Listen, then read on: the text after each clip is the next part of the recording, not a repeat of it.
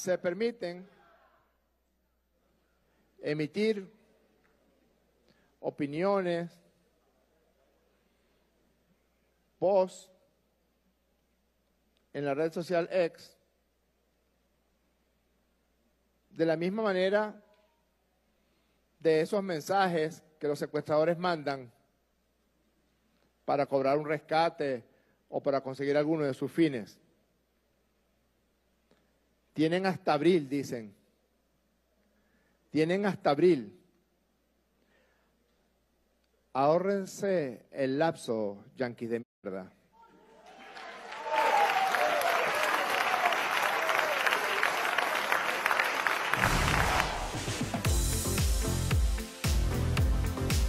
Ricardo lo dice migrando. ¿Qué tal amigos? Yo soy Ricardo Lo Dice y bienvenidos a este 10º episodio de Ricardo Lo Dice Migrando, tu podcast de migración con foco en venezolanos en Estados Unidos confiable. Ahí veíamos declaraciones de Jorge Rodríguez, parte del régimen de Nicolás Maduro, reaccionando ante lo que fue la reimposición de sanciones a partir del mes de febrero, inmediatamente en efecto para la industria de minería, específicamente oro, y para el mes de abril, lo que se refiere a lo que es la industria petrolera. Así que él estaba reaccionando. El día de hoy vamos a conversar sobre cuál es el impacto que va a tener todo el tema de las sanciones, pero al mismo tiempo conversaremos sobre la inhabilitación de María Corina Machado, porque todo está vinculado, sobre el aumento, el potencial aumento de migración de venezolanos a Estados Unidos. Esto va a tener un impacto. ¿Cuántos venezolanos más se proyecta que vengan a Estados Unidos? María Corina Machado ha dado una estimación públicamente. Nosotros manejamos los datos que ha publicado Migración, así que vamos a conversar sobre estos temas hoy, y para eso hoy tengo a un colega venezolano que por cierto estuvo también vinculado al tema María Corina Machado en Venezuela, y además es periodista, excelente periodista, y me está acompañando el día de hoy para comentar sobre este tema que vamos a estar conversando, diversos subtemas vinculados con el tema, con la migración, pero por supuesto lo que está pasando en Venezuela con las elecciones y la implicación que tiene para la migración de venezolanos a Estados Unidos. Andrés Segovia. Muchísimas gracias, Ricardo. La verdad es que estoy muy feliz de poder estar en tu programa y bueno, estar en contacto con toda la comunidad venezolana migrante aquí en Estados Unidos. Gracias a ti por acompañarme. Es primera vez, creo que tengo un invitado en vivo, no en vivo porque no estamos en vivo, pero en persona, en persona, y poder conversar, vernos las caras y hablar de este tema. Además, Andrés él estuvo vinculado a 20 Venezuela, particularmente en Trujillo, ¿cierto? ¿No? Sí, yo fui el coordinador del estado de Trujillo. Aunque hoy va a estar más en la faceta de periodista porque vamos a estar analizando y comentando, pero también tiene información importante que darnos desde esa perspectiva.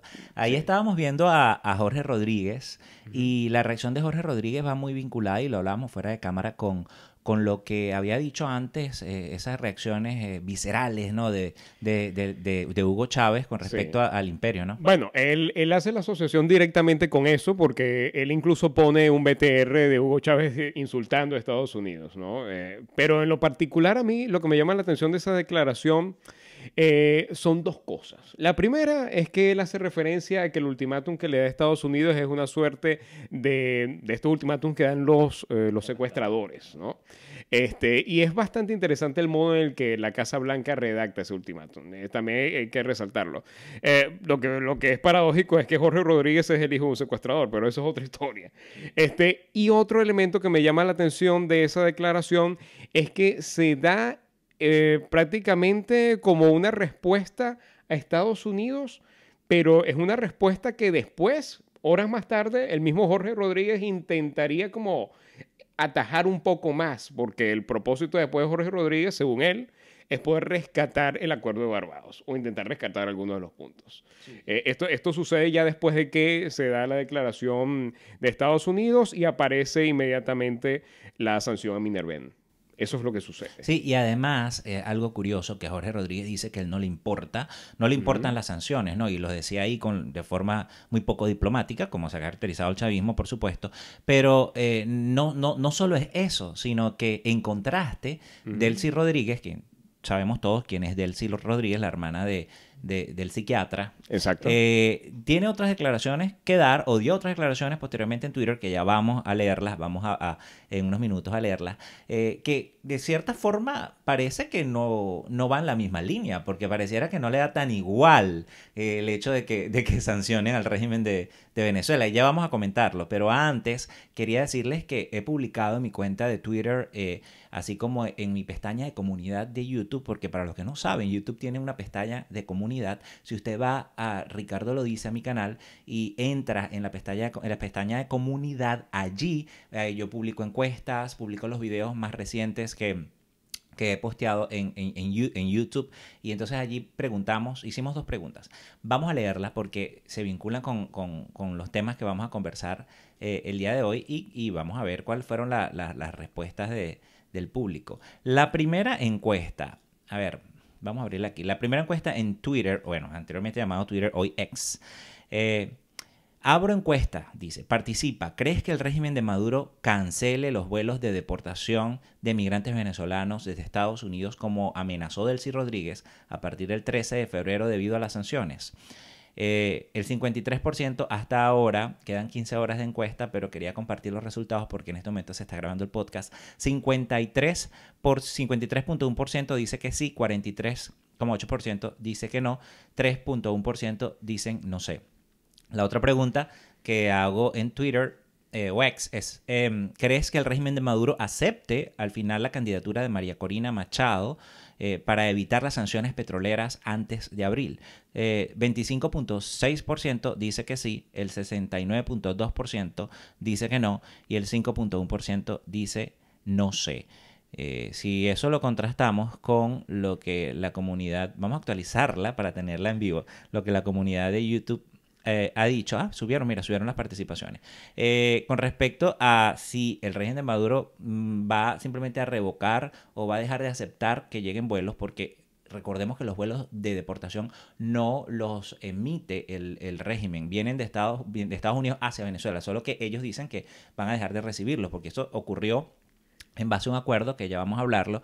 El 67% dice que sí quiere que se cancelen los vuelos de deportación, o sea que el régimen no deje que lleguen más deportados, migrantes deportados por el tema de las sanciones, ¿no? El 67%, el 33% dice que no. Y con respecto a la otra pregunta sobre si Maduro al final va a aceptar la candidatura o no de María Corina Machado antes de abril, porque las sanciones petroleras son las más grandes de este paquete, el 57% de YouTube dice que sí, sorpresivamente, en contraste con X. El 33% dice que no y no sé el 10%. ¿Qué piensas de estos resultados, Bueno, Andrés? primero yo creo que eso también habla del ambiente que se ve en cada una de las redes sociales, Sí. ¿no? Tú sabes, lo que se puede manejar en X puede ser incluso hasta un poquito más pesimista, ¿no? Sí. En cualquiera de los casos, las dudas son razonables, porque aquí prácticamente nadie tiene el gato en el agua. Esto es lo que está sucediendo en este momento en relación al punto muerto en el que ha caído la reunión, las negociaciones de Barbados. Esto es algo que no es predecible todavía qué es lo que puede suceder. A mí en lo particular, a mí me llama mucho la atención que Delcy Rodríguez en un tuit, ella dice que el primer golpe que da Maduro contra Estados Unidos en respuesta a lo de las sanciones es, bueno, evitar de que se lleguen los expatriados a su propio país. Esto, lo primero que nos deja muy claro es que Maduro está utilizando a los migrantes como un arma de negociación. Sí. Hay algunos, desde el punto de vista teórico, hay algunas personas que hablan de que los migrantes son una especie de, para el siglo XXI, son una especie de armas biopolíticas. Uh-huh. Son personas que en vista de la necesidad que están teniendo, ellos están siendo utilizados por los regímenes que han provocado las crisis que los están expulsando para después ellos negociar con los países que los están recibiendo. Sí, que además que es una arma perversa, ¿no? Es perversa, pero fíjate, uno de los primeros que puso en práctica estas acciones en contra de los propios migrantes fue un gran aliado de Maduro, fue Bashar al-Assad. Bueno, tú sabes que cuando inicia la guerra en Siria, empiezan a llegar un montón de sirios a Europa y Bashar, prácticamente que no tenía mayor elemento con qué negociar con la Unión Europea, empieza a utilizar los propios migrantes de la propia crisis, de la propia guerra que él provocó, para empezar negociaciones con negociar. ellos. O sea, este tipo de situaciones Maduro y sus aliados las han estado manejando. E incluso también muchos cubanos en estos momentos también están recordando lo que fue alguna vez el periodo del Mariel. La famosa expulsión del Mariel, donde llegaron muchas personas que se refugiaron en embajadas, se refugiaron en la embajada de Estados Unidos, evidentemente, y muchos otros solamente tomaron barcos y llegaron a Miami. Sí, sí, sí. Estas situaciones se han visto con anterioridad. Sí, pero el caso de los Marielitos yo creo que hay que destacar que eso fue por los años 80, ¿no? En ese caso ya había una cantidad de personas refugiadas. Lo cierto es que hay un refugio en una embajada y el régimen de Fidel Castro permite que desde el puerto Mariel pues salga un barco a los Estados Unidos.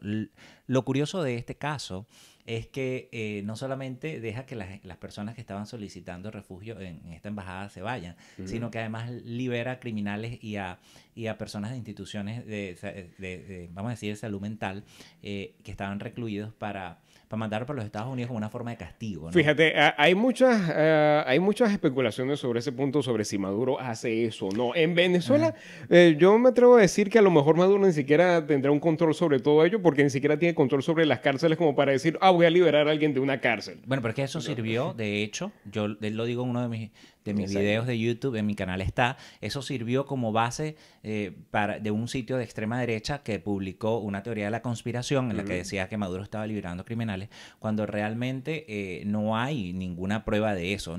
Ojo, no estamos diciendo que la dictadura no esté vinculada a criminales, porque en efecto eso es así, si ellos fueron los que armaron a los criminales. Entonces, este sitio de extrema derecha genera esta información basada en el antecedente, es lo que pasó con los Marielitos. Sí. Sin embargo, eso no quiere decir que no exista el Tren de Aragua. Por supuesto, el Tren de Aragua existe y ha hecho estragos en distintos países, pero no quiere decir que hay un plan para que todos los que están entrando son delincuentes, porque lamentablemente, no quiere decir que no hayan entrado delincuentes, pero lamentablemente los pocos delincuentes, las pocas personas que hacen desastres son las que más se viralizan en las redes sociales. Pero yo he tenido la oportunidad de hablar con personas de pueblos de Apure, de Carabobo, de barrios de la capital, de zonas humildes, de otro estrato social que antes no migraba a los Estados Unidos, y realmente ellos me dicen, mira, nosotros lo que queremos es trabajar, aquí lo que venimos es echar para adelante porque la situación está muy difícil, y estas personas que están haciendo esto en Nueva York o que se han hecho virales no nos representan. Entonces yo siempre trato de hacer la salvedad porque lamentablemente esto lo que genera es una mayor xenofobia y yo de hecho tengo un hashtag en las redes sociales, más empatía, menos odio, cuando realmente obviamente uno recibe comentarios a veces muy xenófobos de personas de otras nacionalidades que no entienden lo que está pasando en Venezuela. Sí, en el caso de Venezuela es que si tú tienes una migración masiva, o sea, se están yendo millones de personas, es lógico que por un tema estadístico, evidentemente que también se van a ir personas que delinquen, ¿no? O sea, es un tema lógico. No, hasta el momento hemos podido, no creo que haya nadie que tenga una prueba de que se estén sacando personas desde una cárcel para mandarlos acá a Estados Unidos. Todo es teorías de la conspiración. Además, en lo particular en Venezuela no hay que sacar a nadie de una cárcel porque ellos mismos se van. O sea, es así. O sea, en la cárcel solamente le pagan a un fiscal. O el mismo, eso pasó hace unos días en todas estas informaciones que siempre saca el fiscal de la dictadura, pues se dieron cuenta que había un fiscal de varios que estaba sacando gente a cambio de pagar. O sea, sí, y ellos mismos se pagan y se dan el vuelto. O sea, que ellos mismos decían a quién castigar, cuáles son los chivos expiatorios. En este caso, con el fiscal le gustan las telenovelas, hacen cosas así. Pero él buscó, le pusieron ahí los ganchos a un fiscal, pero así es como funciona esto. Okay. Pero en realidad, de que haya un plan así como para que vengan delincuentes, la verdad es que no hay ninguna prueba. No. Y ustedes siempre saben que a través de mi canal de YouTube y mis redes sociales nunca van a encontrar una información que yo no haya tenido la oportunidad de confirmar por fuente oficial. Uno, 1, o por fuentes de otros medios confiables, que yo considero que son confiables, o 3, directamente por fuentes de primera mano que yo puedo corroborar. Entonces siempre es información confiable y esa es la bandera que yo llevo. Quería comentar, por eso que estamos hablando de lo que dijo Delcy Rodríguez, pero ¿qué dijo Delcy Rodríguez? El tweet dice lo siguiente, responde al departamento, a un vocero del Departamento de Estado, y dice: Venezuela toda rechaza el grosero e indebido chantaje y ultimátum manifestado por el gobierno de Estados Unidos. Si dan un paso en falso de intensificar la agresión económica contra Venezuela, a pedido de los extremistas lacayos en el país, a partir del 13 de febrero, porque da fecha y todo, quedarían revocados de manera inmediata los vuelos de repatriación de migrantes venezolanos y pasarían a revisión cualquier mecanismo de cooperación existente como contramedida frente al deliberado intento de golpear a la industria del petróleo y gas venezolano. Venezuela, inspirada en su gloria y dignidad histórica, seguirá su empeño por recuperar la economía venezolana con esfuerzo propio en unión nacional. Y cuando Delcy habla de cualquier mecanismo de cooperación o acuerdo, y esto hay que resaltarlo, se refiere al acuerdo que el régimen alcanzó con el gobierno de los Estados Unidos luego de que el año pasado de que existiera una apertura por parte de la dictadura de permitir elecciones primarias. Aquí la dictadura de Venezuela permite elecciones primarias porque, vamos a decirlo, para que existan elecciones en Venezuela tiene que permitirlo la dictadura, porque o sea, si hubiese un sistema democrático, no habría que, ay, por favor, dame permiso para hacer elecciones. Realmente lo que ocurre allá es lo que permite que pase la dictadura. Ellos permitieron que hubiesen elecciones primarias, aparentemente, según dicen, no se imaginaban que esto iba a tener esta repercusión o que iba a tener este alcance, y María Corina iba a arrasar por clamor popular en estas elecciones primarias. ¿Y qué pasa? Se hace este acuerdo y paralelamente, en ese momento en el que hay un acuerdo vamos a decir, de elecciones, Estados Unidos anuncia que inicia las repatriaciones o las deportaciones en octubre de 2023. Ahí inician las deportaciones y realmente esto fue un tema que yo le hice seguimiento y publiqué lo que eran material de apoyo de videos oficial que salían de los venezolanos que iban deportando. En un punto hubo ciertas irregularidades porque dejaron de salir vuelos y tenían detenida a la gente, pero el gobierno de Estados Unidos decía que había salido, por ejemplo, el cuarto vuelo, un emblemático, a Venezuela no había llegado. Me empezaron a contactar familiares de migrantes y empecé a hacerle seguimiento y a contrastar información y el vuelo no había salido. Realmente el vuelo salió después y los vuelos se han mantenido semanalmente. Lo que pasa es que la diferencia es que ahora no hay una transparencia que en cada momento que sale el vuelo, como lo hacían antes, que hasta había material de video de cada... Sí. Y entonces en Venezuela se sabía, mira, aquí llegó cierta cantidad de personas, los primeros fueron muy mediáticos, tú sabes, show mediático, sí. El gobierno vuelta a la patria, el régimen de Maduro vuelta a la patria y todo esto. Y al final de cuentas eso se perdió. Se perdió con la Contraloría de la cantidad de personas que estaban llegando. Lo que sí es cierto es que el gobierno de Estados Unidos también dejó de especificar claramente en notas de prensa individuales en la página de ICE cuando salía un vuelo, y ahora engloba vuelos hacia Centroamérica, Venezuela, en distintos países, los engloba en la información oficial que está dando después de estas irregularidades. Entonces, el acuerdo viene desde ese momento y, para ser sinceros, y yo lo he dicho y lo he reiterado aquí, el impacto no ha sido... ha sido, mejor dicho, desproporcional en relación con la cantidad de gente que ha entrado por la frontera, la cantidad que se ha deportado. Había vuelos que tenían 120, 130 y pico de migrantes y empezaron un par de vuelos a la semana, otra semana había un vuelo, otras semanas ellos reportaban 3 vuelos y así sucesivamente. Sí. Pero realmente no era un impacto muy grande. El impacto que sí tuvo fue el impacto comunicacional o sobre la opinión pública, que se vio significativamente una disminución en los encuentros en la frontera sur.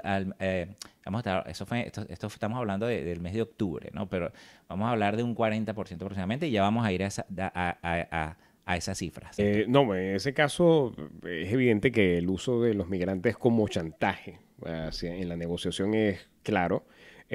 Gracias a que, bueno, al parecer la principal arma que tenía Estados Unidos en esa mesa de negociación ha sido lo que tiene que ver con las sanciones petroleras, con las sanciones a la minería, las sanciones en general a Venezuela. Pero el tema que tiene Maduro para contraatacar han sido los migrantes. Y entonces aquí uno se pregunta por qué los migrantes son un tema tan relevante. Y los números hablan por sí solos, Ricardo.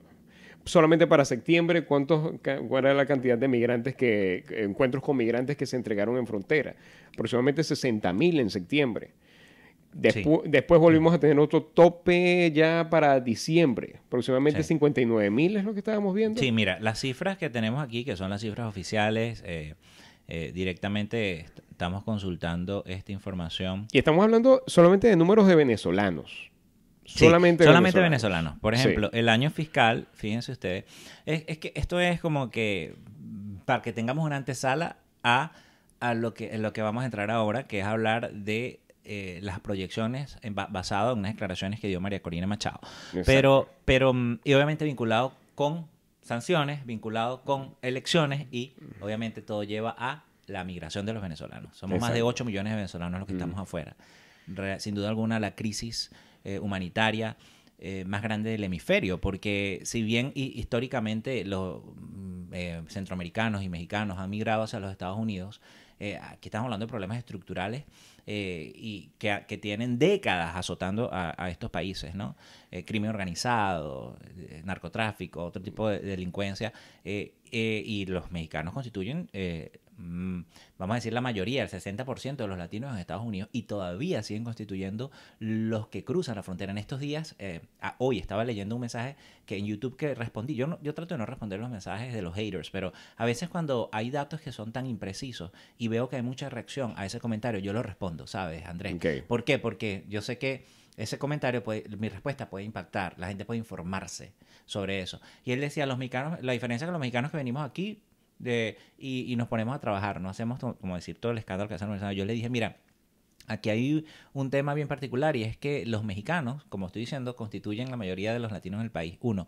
Y 2, los mexicanos, por lo general que vienen, tienen familiares aquí, amigos o conocidos. Es decir, no son los mexicanos de primera generación. Los venezolanos que están llegando por la frontera es una migración de primera generación. ¿Qué significa una migración de primera generación? Es como si estuvieran llegando de la guerra, señores. Es como si estuvieran llegando, o sea, son una especie de refugiados porque están llegando sin nada a este país. Entonces, claro, los estados y las ciudades han destinado recursos para ayudar a estos migrantes. Lamentablemente no ha sido suficiente y esto han colapsado ciudades, pues, y se han colapsado refugios y esto ha constituido una crisis de migración. Pero la gran diferencia, esto da para otro tema, es que los venezolanos que están cruzando la frontera constituyen una migración de primera generación por la crisis humanitaria que hay en Venezuela debido a la dictadura de Maduro. En el caso de los venezolanos, por eso es que ha sido incluso muy cuestionado la efectividad de ciertas medidas, como por ejemplo el parol humanitario. Porque el parol humanitario se basa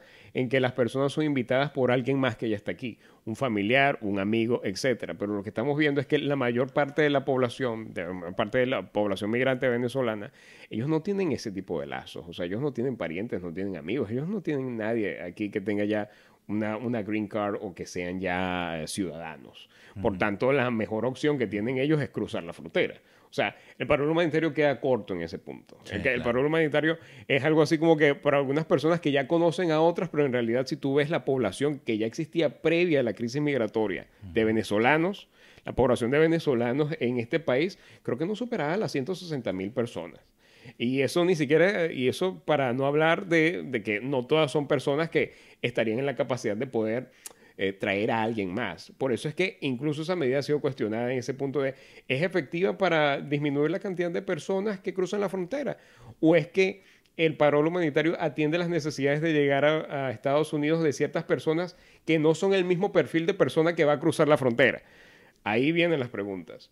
Pero bueno, en lo particular, la mayor cantidad de personas que están llegando por la frontera no tienen este tipo de lazos y es lo que María Corina Machado alerta.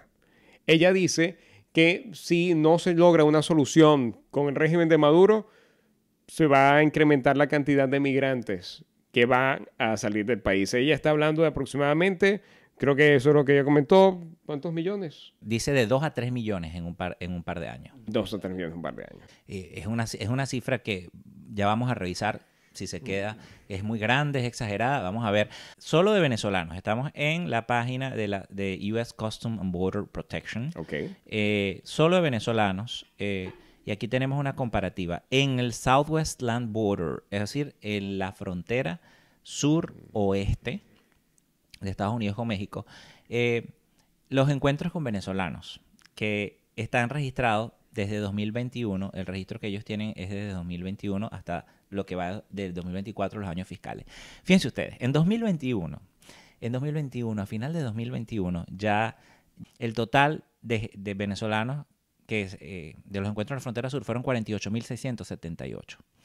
Imagínense ustedes, 48.678. Nada más esa cifra se supera, nada más en un mes, en el mes de septiembre, que hubo un récord, como estás diciendo tú, de más de 66.000 encuentros en la frontera sur, de los alrededor de 200 y pico mil en total, porque los mexicanos siguen constituyendo, como digo, los primeros, pero esto es una cuarta parte, más de una cuarta parte. Eso fue en 2021. En 2022, miren el salto, porque aquí estamos hablando de proyecciones y lo que dijo María Corina. En 2022, año fiscal 2022, recuerden que el año fiscal comienza en octubre y termina en septiembre. Esos son los años fiscales. 187.716. Es decir, esto casi que se cuatriplicó. Sí, porque estamos hablando de 48.000 y el otro, y 187.000, imagínate. O sea, 2000, el año fiscal 2023, que por cierto terminó en octubre de 2023, en septiembre de 2023, porque ya octubre entra para el año fiscal 2024. Son 266.071 encuentros en la frontera sur. Entonces, resulta ser que ya el año anterior era 187. Ahora estamos rozando los más de 260.000 para 2023. Solamente migrantes de Venezuela. Solamente migrantes de Venezuela, encuentros en la frontera sur. Y esto hay que decirlo, encuentros en general. Estamos hablando de que son personas que son detenidas o hay estos encuentros registrados, porque algunos los liberan más rápido, otros están en un centro de detención por más tiempo, en proceso, y así. Muchas veces esto ocurre de forma al azar, lamentablemente, porque el sistema está colapsado y aquí ni siquiera te pueden asegurar que vas a tener un juicio justo de asilo, y ocurre lo que pasó, por ejemplo, con el teniente Pedro Naranjo, que fue deportado y ahí está detenido por la dictadura. Entonces, 266.071 en 2023. Y en lo que va de año fiscal 2024, es decir, octubre, noviembre y diciembre, señores, el total de venezolanos, o de los encuentros en la frontera sur con venezolanos, es de 132.791. 132.791. Estamos hablando de cuántos meses, octubre, noviembre y diciembre. 3 meses, porque enero no está registrado. Déjame decirte, enero no está registrado. Todavía no hay datos de enero. ¿Cuál es el promedio que nos da con esto? 44.263 en promedio mensual. En promedio de los últimos 3 meses. María Corina, como decía Andrés, advirtió, y cito textualmente: si Maduro no permite o bloquea esta vía, es decir, la electoral, esto significaría que más de 2 o 3 millones de venezolanos podrían abandonar nuestro país en un par de años. Dijo, la única manera de que la gente deje de huir es que vea un futuro en su país, y eso es solo posible si derrotamos a Maduro. Ahora imagínate, Andrés, están las declaraciones de María Corina. Nos vamos a los datos oficiales. Exacto. Nos vamos al promedio de este año fiscal, vemos cómo ha aumentado desde 2021, que eran 40 y pico mil, hasta 2024. Es un panorama en el cual, si no hay un cambio de política en Venezuela y no hay un cambio en el modo en el que se atienden los procesos de asilo en Estados Unidos, estamos hablando de otra potencial ola de migración. Exactamente. Y en realidad tiene todo el sentido del mundo, porque no hay motivo como para pensar de que si Maduro no sale, eso no esta ola pare. No hay manera de hacerlo. Venezuela no tiene estadísticas prometedoras en cuanto a lo que va a hacer su economía. O sea, no hay manera de no imaginarse este escenario. Aquí el meollo del asunto está en que Estados Unidos se está enfrentando al tema de la migración de un modo que a lo mejor no lo está viendo de la misma manera en como lo está presentando María Corina. Y creo que ahí puede haber un tema Tensión, de Andrés. tensión entre ambos. ¿Por qué? Porque aquí el tema principal es que María Corina, ella asegura de que la situación de la frontera puede empeorar para Estados Unidos, pero Estados Unidos, la administración Biden en específico, está pensando que la solución está por un cambio en la política hacia la frontera, es decir, como un tema local, como un tema doméstico. No tanto como intentar resolver el tema directamente desde Venezuela. ¿Y por qué yo digo esto? Bueno, a las pruebas nos remitimos. La negociación tuvo ciertas prioridades para Estados Unidos. Las prioridades han sido las que ya hemos visto: la liberación de los presos americanos que estaban en Venezuela, lo que tenía que ver también con poder volver a reactivar ciertos negocios que se estaban desarrollando con algunas compañías dentro de Venezuela. Esos fueron los elementos prioritarios a la hora de llegar al acuerdo. Maduro solamente tenía que ceder en esos puntos para que Estados Unidos cediera. Y Estados Unidos cedió y hasta dio a este señor Saad. Que por cierto, disculpa que te interrumpa, Exacto. María Corina después salió con un comunicado diciendo que era parte del proceso, Exacto. que era un avance, pero que no era suficiente. Vamos a decir, en contra de lo que muchos pensaban, porque yo me imagino que había gente que estaba esperando que ella saliera indignada a decir cómo es posible, porque es que realmente uno sintió frustración de ver a ese hombre liberado, pero la misma María Corina lo admitió en ese comunicado. Es que era parte de la negociación. El tema es que era que las prioridades que estaba estableciendo Estados Unidos eran ese tipo de prioridades. Las que tenían que ver ya con el tema de las elecciones libres, con la liberación de presos políticos dentro de Venezuela, con ese tema, con esos elementos, quedaron como un tercer o cuarto puesto en las prioridades que estaba estableciendo Estados Unidos en esa negociación. E incluso uno de los temas en los que más tensión causa con María Corina es que, bueno, en este momento ya podemos verlo en retrospectiva y ver que fue un error de Estados Unidos ordenarle a María Corina que fuese al TCJ. Presentarse allí y decir que, bueno, y admitir ante el TCJ una acción de ese tipo, sabiendo que no había acciones contra de ella. Ella fue solamente pedir una aclaratoria, ese fue el artilugio que ella utilizó. Pero lo que era evidente era que ella no quería presentarse allí y ella lo había aclarado en días previos. Sin embargo, luego se dio.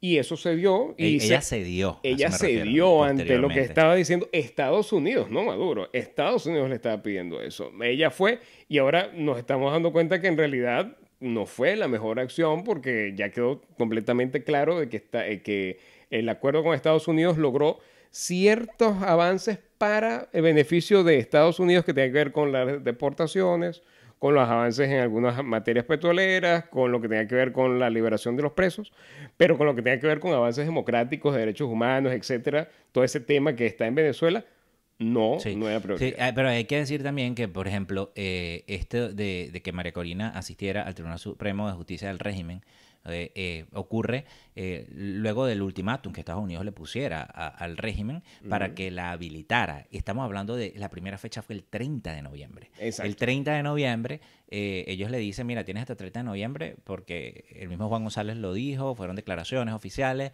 y ellos, claro, ellos no la habilitan, pero entonces abren la puerta del Exacto. Tribunal Supremo Abren la puerta y le dicen, bueno, ven acá, mete tu queja y vamos a evaluarla. Pero exacto. Maduro avanza en lo que pueda avanzar. Sí. Libera a los presos, o sea, estamos hablando de eso. Ya tenían tiempo ya con lo que tenía que ver con los primeros vuelos de repatriación. Pero, por supuesto, eso empezó en octubre. Exactamente. Los primeros vuelos de repatriación, eso era muy importante también para Estados Unidos, para intentar ver si con eso puedan tener por lo menos así sea un golpe disuasorio de cara a la gente que está que llegando. lo tuvo. Exacto. Hubo como una disminución de alrededor de un 40%. Vas a decir, de 60,000 bajó a 40,000. Exactamente. Es decir, sí, no sé si se Eso es exacto. O sea, ellos han buscado eso. ¿Por qué? Porque ahí están las prioridades de Estados Unidos sobre las prioridades de lo que tiene que ver con lo que está buscando la oposición en el país. Ahí está el detalle. Sí, Entonces, ahorita se están viendo ese tipo de tensiones. ¿Por qué? Porque, bueno, ha caído en punto muerto la negociación, ya que había unas sanciones que se estaban levantando, que se habían levantado en muchos casos y vuelven a aparecer, o está la amenaza de que vuelvan a aparecer la mayoría. Entonces, ¿qué es lo que se quiere decir? Que ha llegado todo a un punto muerto. O sea, María Corina en este momento, ella tendrá que tomar la decisión de si seguir solamente lo que les va a decir Estados Unidos o ella va a tener que tomar un poco más la batuta de la agenda opositora para ir de cara al régimen de Maduro. En ese caso iban a haber las tensiones porque Estados Unidos todavía es el que tiene el mayor elemento disuasorio. Y bueno, ese es el problema de lo que está aconteciendo ahora. Por eso es que María Corina, cuando ella hace esta declaración a CNN, ella hace la declaración como alertándole incluso a Estados Unidos, hey, mira, hay un problema que ustedes no pueden taparlo de esta manera, solamente con vuelos disuasorios y lo demás. El asunto es que al parecer la administración de Estados Unidos, ellos están pensando que para detener el tema de la frontera solamente hay que hacer una nueva política de frontera, una reforma que se está adelantando. Tú has hecho un programa sobre eso en el Congreso, pero bueno, muchos escenarios podríamos... Muy criticado por organizaciones pro inmigrantes. Sí, ha sido muy criticado, pero también incluso viendo a ver cómo esta propuesta le daría al presidente poder para poder cerrar la frontera. Uno también se preguntaría, ay, ¿qué pasaría si el presidente de Estados Unidos cierra la frontera cuando ya tienes un tope de creo, 5,000 migrantes de entrada? Eso lo que querría decir es que ¿cuántos otros cientos de miles de migrantes van a quedarse esperando en México? Sí. México tendrá la capacidad de mayor afrontar colapso esto. de Exacto, México. Porque ya vimos lo que pasó con Remain in Mexico. O sea, cuando existía la política de que la gente esperaba el asilo en México, pues tampoco es que pasaron las mejores cosas con toda esa cantidad de gente. Y los servicios sanitarios mexicanos estaban completamente colapsados en la frontera. Entonces, ¿qué es lo que podría suceder? No es halagador en ninguno de los casos. Por tanto, pues, tiene mucho sentido que María Corina siga hablando de que la salida de Maduro es un elemento clave en este punto, y más si estamos hablando de que según los datos que tú me muestras aquí, bueno, prácticamente 1/4 parte de todos los migrantes que están ingresando por la frontera son venezolanos. Sí, y realmente si analizamos la cifra, desglosamos la cifra, en septiembre de 2023 fueron más de 66,000. Claro, hubo un descenso luego que empezaron las deportaciones en octubre, y estamos hablando en total octubre cerró con 40,858. En noviembre realmente es donde se vio el mayor impacto. Bajó a 34,064, pero lo que pasa es que en septiembre fue un pico histórico, el pico fue histórico, sí, porque nunca se había llegado a esa cifra. Fíjate, en septiembre de 2022 fue la mitad, 33,000, y en septiembre de 2021, esto es irrisorio, 10,000, imagínate. Wow. O sea, mira el aumento significativo. En octubre, si bien bajó, y en noviembre siguió bajando, en diciembre se volvió a disparar a casi 60,000, bueno, 57,000. Fíjate en algo interesante. El tema de la migración aquí en Estados Unidos, aquí mismo, aquí en Washington, está tan caliente que hay una encuesta que publicó el The Economist hace aproximadamente unos 5 días.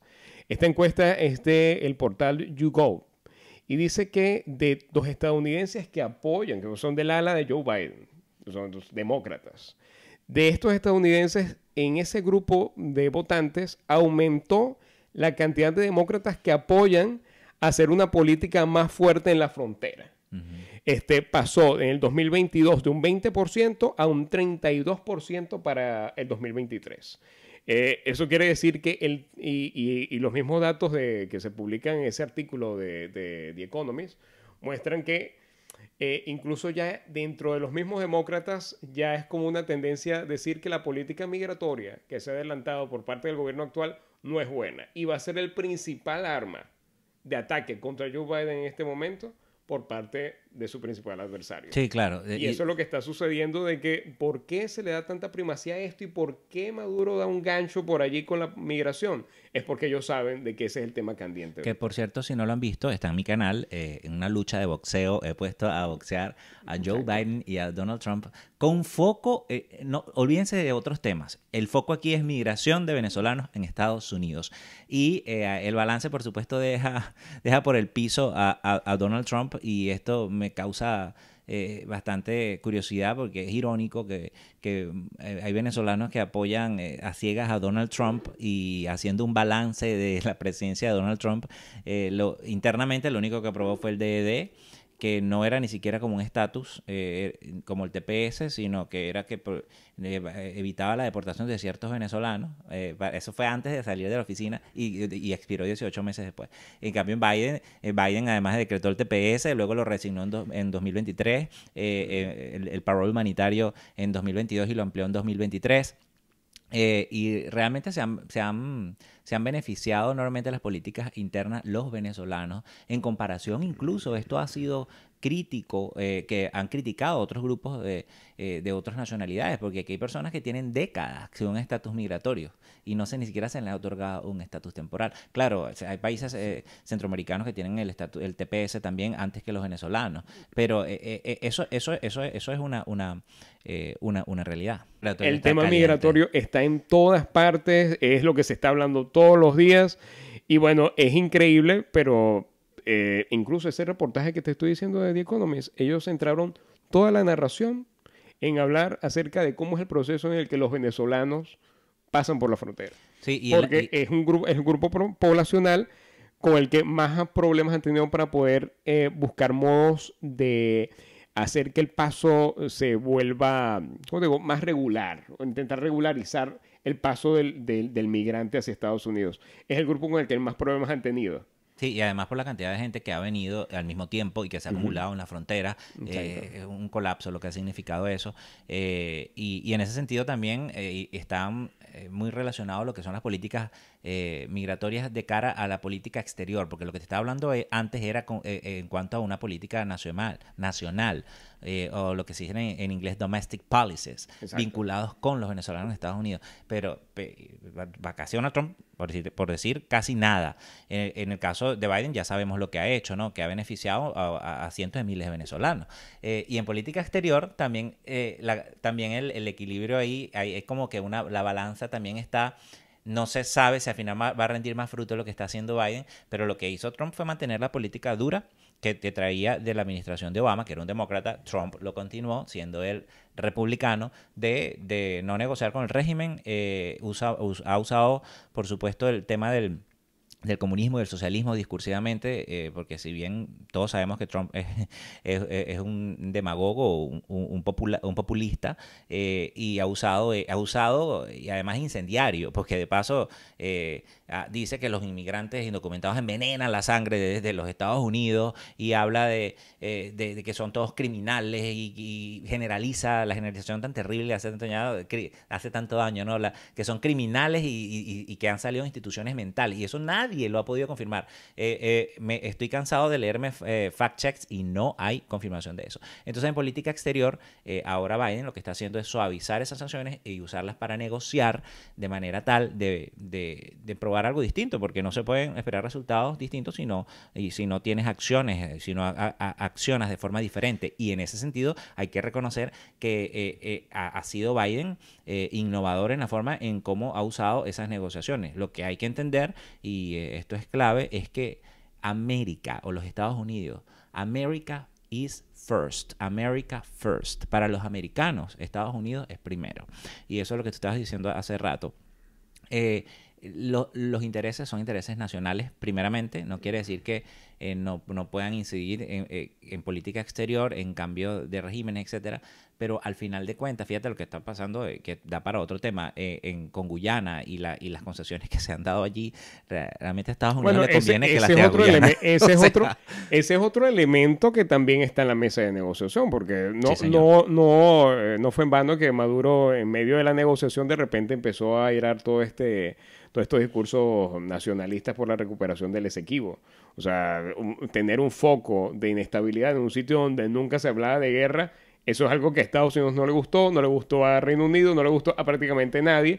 Y Guyana va a sacarle provecho a eso también, porque Guyana, que ahorita se está presentando como un potencial nuevo vendedor de petróleo con la plataforma que por cierto es parte de la disputa territorial con Venezuela, Guyana pues se ha mostrado como la víctima y la comunidad internacional le ha dado la razón a Guyana.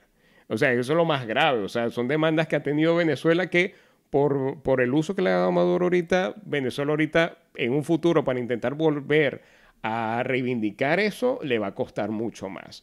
Pero dentro de la negociación, para no desperdernos de ese punto, dentro de la negociación, evidentemente que atacar Guyana es como una amenaza que Maduro cada vez que quiera tener una ventaja para poder poner algo en la mesa, va a sacar esa barajita. Va a decir, bueno, vamos a volver a intentar buscar inestabilidad en esa frontera. Y sin duda alguna, que elecciones libres en Venezuela, sanciones, inmigración van de la mano, porque las sanciones han sido usadas por el gobierno de Biden para negociar que pueda existir elecciones libres en Venezuela, y al mismo tiempo eso incide sobre la migración. Ya vemos cómo el mismo régimen está usando los migrantes venezolanos, como me decías tú, como un arma geopolítica. Y al final de cuentas es perverso, porque es una crisis que ellos mismos han generado. El gobierno de Biden tiene su approach al tema de migratorio y cómo abordarlo, y es esta reforma al sistema de asilo que se está negociando tras bastidores hace una semana. Si usted quiere ver más detalles de esto, vaya aquí a mi canal de YouTube. En el episodio anterior de este podcast, en el episodio 9, hablo detalles sobre qué incluiría esta reforma bipartidista, en la que hay negociadores de ambos partidos, e incluso Cinema, que es una independiente, hablando sobre estos cierres temporales de frontera, esta autoridad de cierre temporal de frontera que se aplicaría. Y entonces realmente lo que pronostica María Corina Machado, de 2 a 3 millones de venezolanos fuera, saliendo de Venezuela en los próximos 2 años, no están jalados de los pelos, cuando vemos que ahora, en mes de diciembre, ya se superaron los 50, bueno, más de hecho, yo diría que más cerca de los 60.000, 57.800 en diciembre.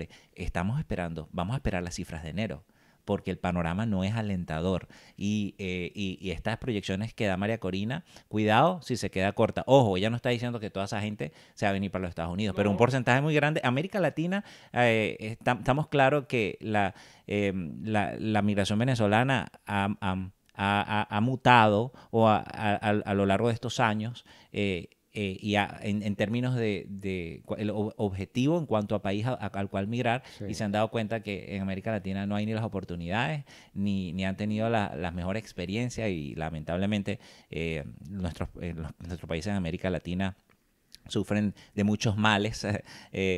Por supuesto, en otros países hay democracia. Yo decía, en Argentina gana la izquierda y después gana la derecha, pero la izquierda no dice no te voy a ceder el poder. Pueden ser unos corruptos, puede ser todo lo que tú quieras, pero ahí está la mujer haciendo, tú sabes, la puñeta y señas obscenas, entrega el poder, ¿no?